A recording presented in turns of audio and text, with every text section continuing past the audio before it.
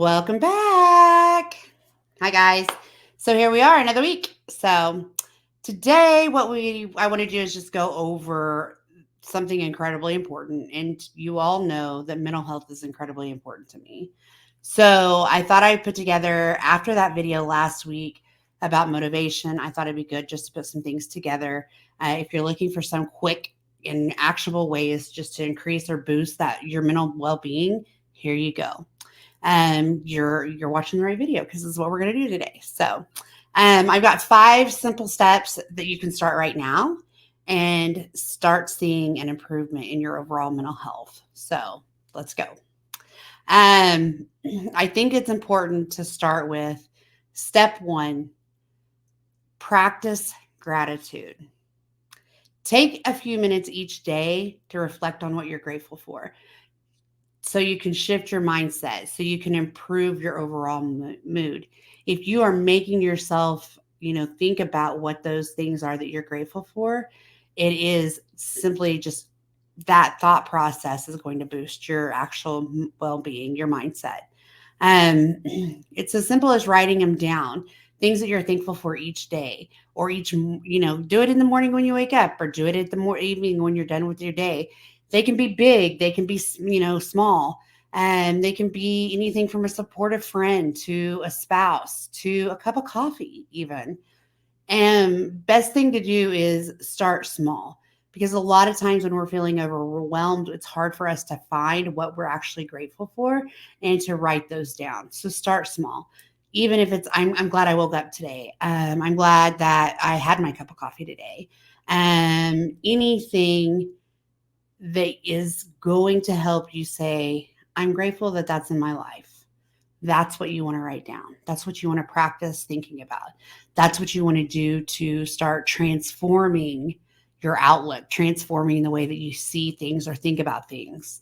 And remember, it doesn't have to be perfect, right? Like, it doesn't have to be something big and gigantic and big paragraphs. It doesn't. The goal is simply just to focus on the positives, and then cultivate the habit of just like appreciating and being thankful or grateful for things that we have in our lives. It helps us, just dig deep into our thought processes and say, you know what, I'm glad I have this today, and let it be small. It can be small. That's not a problem. Sometimes people think that they have to go really deep with those, and in reality, that's not always the best place to start. Just start by starting small and going from there. Um, the second thing is going to be move your body. Nothing improves mental health as much as moving your body.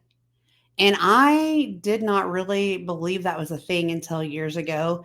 I was going through a nasty divorce, and I was kind of down on my luck, and I didn't feel really good. And I went to the park one day just because I just need fresh air. I want to get out. And I went and walked. And that walk turned into a habit, a good habit, to where I would go every day after work, and I would go walk, and I'd walk, and I'd walk. And it was just so refreshing. It was so refreshing to my mental health. It helped boost my mentality. It helped me boost the way that I thought about things. It's a fantastic way to just reduce stress. There's something about the endorphins and the things that go on when we're moving our body that allows that shift in our thought process, and it can make a huge difference. Find something that you enjoy, whether it be swimming, stretching, taking a walk, doing some cardio, going to the gym, just whatever it is. Find it and make that part of your daily routine. Make that be what you do from that point, just to go ahead and release some of that stress on a daily basis.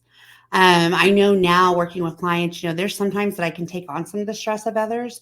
And I do very, very well if I move. If I sit down and I've had a hard day, that's just going to keep weighing on me, right? So there's times that I might have to go jump in the pool, or maybe I take a few extra steps at the office. I found that, at the end of the day, I'm normally the last one there, and maybe I'm waiting for the last client or whatever.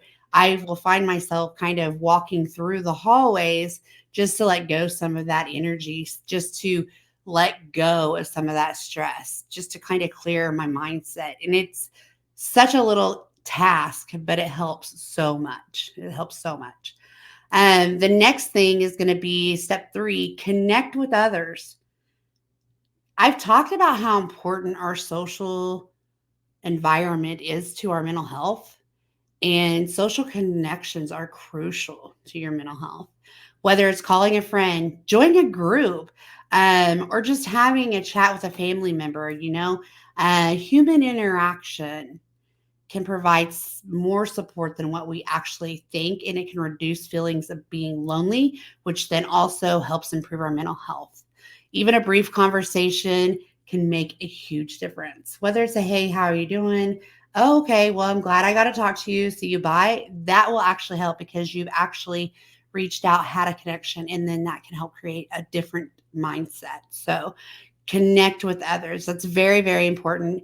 And I know a lot of times I have people when I'm like, find a friend, go do something. They're like, I don't like people. Okay, so you don't have a friend that you can call. You don't have a parent, a cousin, a nephew, anybody. You don't have anybody you can call. And I'm like, yeah, I could. And I'm like, why don't you just make that your homework this week? Just make it a part of your habit this week, or habit, part of your homework this week to make a phone call. Pick up the phone. Um, with that being said, when you reach out and you're talking to somebody, a lot of times it's that two-way connection street that helps. So you get to hear a bit about their day. They get to hear about your day. You have somebody like a sounding board, and it's very good. Maybe it's not an individual. Like I said, join a group. I think that there's several groups that are very healthy, and that foster a good mental health status. Like they want to support the mental health. But beware, because not all groups have the same kind of effect to your mental health. I've had a friend that joined mental health group, and it literally brought her down more, to where I was like, okay, you gotta step back. Okay. When we join groups, we have to make sure it's fostering positive mental health. You don't want to get into a group where all it is just drama and nagging and complaining. That's probably not going to help you much. So just be mindful if you are, joining a group, make sure it's a healthy group, something that's healthy for you. Whether it's a group at church or whether it's a group of, coworkers, whatever it could be, just make sure it's healthy. And just, if you don't have a group, find your person, find somebody that you can talk to, maybe a weekly call or a couple times a week, to where you can just get that connection, have that two-way conversation going. You'll see that will really boost your mental health right there. Even if you're a loner and don't like to be with people all the time, that's fine. I'm not asking you to hang out daily. That's not at all what I'm asking you to do. But make sure you're reaching out to somebody. Make sure you're making connections, because honestly, it does help with negative feelings of like loneliness and being alone and having nobody. And when we have those feelings, normally our mental health are struggling. So make sure you make an effort to just make a connection with somebody. Start a social connection hour, or whatever you need to do there. So, fourth step, practice mindfulness. And I say this more than I ever thought I would, being a therapist. Mindfulness is all about just being present in the moment, observing your thoughts and without judgment. You can start just by taking and doing some simple breathing exercises or guided meditations. There's several apps out there that, like Headspace, or I think Calm is one. They're great tools for you to start and just get the idea of clearing your mind. What mindfulness does is it actually goes in and allows you, it just helps you get a space of calm. And with that, you learn to reduce stress. You learn to process and just stay grounded. And so the goal is just taking a few moments every day to kind of help yourself find your center, find peace, find quiet. That is something that I'm also very big on. And when I say I take in a lot in a day, there's days that I've taken way too much, right? And the best thing that I can do for myself and for my clients is to practice these steps here to create, good routines and patterns to allow me to have positive, good mental health. Um, I just think that it's important to find your core, to find your peace, to allow yourself to come to a regulated, calm space in your mind. So that is going to be something big that really needs to be focused on. I mean, there is times where I want to say, like when you're driving down the road, I will feel that I'm practicing mindfulness. Sorry, guys. It's not dangerous. I'm not causing wrecks or anything like that. But I'm literally just letting myself be present in that moment, enjoying my surroundings, thinking about my thoughts, and just being present with them. And so it allows me to regulate some of that stress and regulate some of the chaos in my mind. Or even when I get home, I like to take a few minutes to just foster a safe, calm place. So definitely give that a try. Um, the fifth thing is something that I know I've talked about a lot, and I will probably always talk about a lot, is make yourself a priority.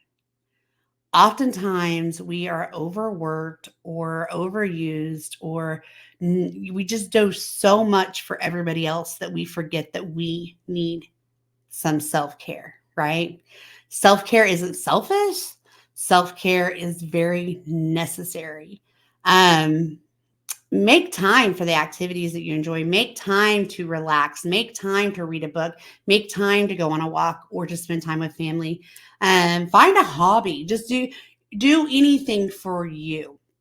It's all about finding the balance and then just giving yourself permission to unwind, to be calm in that, to take care of you, to pamper yourself. Um, Remember that self-care is different for everybody. So my self-care isn't going to be your self-care, and your self-care isn't going to be your friend's self-care. We all have different thought processes on what self-care is, because of course it's us doing what we need to do to take care of us, and nobody else should know what we feel, what we're going through. So that's what it's that's what it's about. So make sure you choose something that's right for you. Just because your friend can go out and go shopping and feel better doesn't mean that you're going to, right?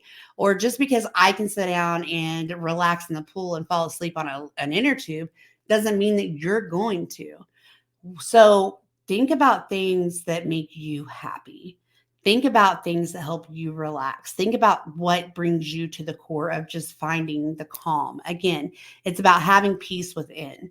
So just think about that and see what you could do to make sure that you are taking and prioritizing yourself. Because as listed number 5, that's probably one of my number one conversations that I have with people. What are you doing for yourself? And when people say, well, I mean, that's just it. They don't have words that come with it, because often we don't think about that. We don't put ourselves first. And I'm telling you that you are not taking care of your mental health. You're not having good mental health if you are not taking care of yourself. So just make sure that you're prioritizing yourself. Um, and remember, it's not selfish. It's truly not selfish.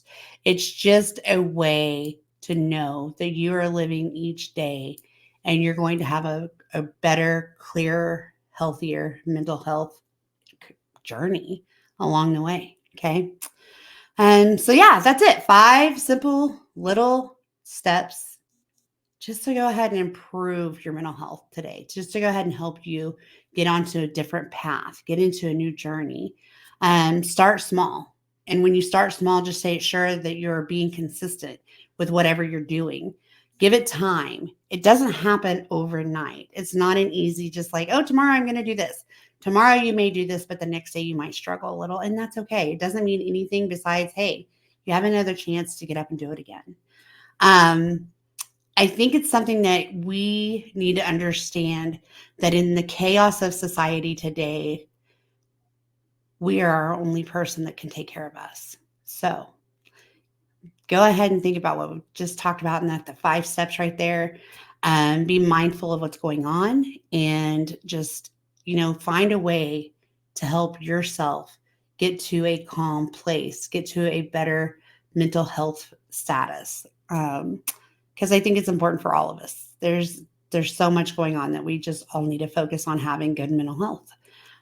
So, if you found this video helpful, please remember to like, share, subscribe, and ring the bell because there's going to be more content coming out. And thank you guys so much for watching. Drop a comment below and just tell me what your favorite mental health tip is, or do you have one that I didn't mention for people? So if you can, drop that below. Thank you guys as always for watching. I want to say thank you so much. I know we've taken a big hiatus, but I'm back. So next week you'll see another video. Thank you for now. Bye guys. Have a great day.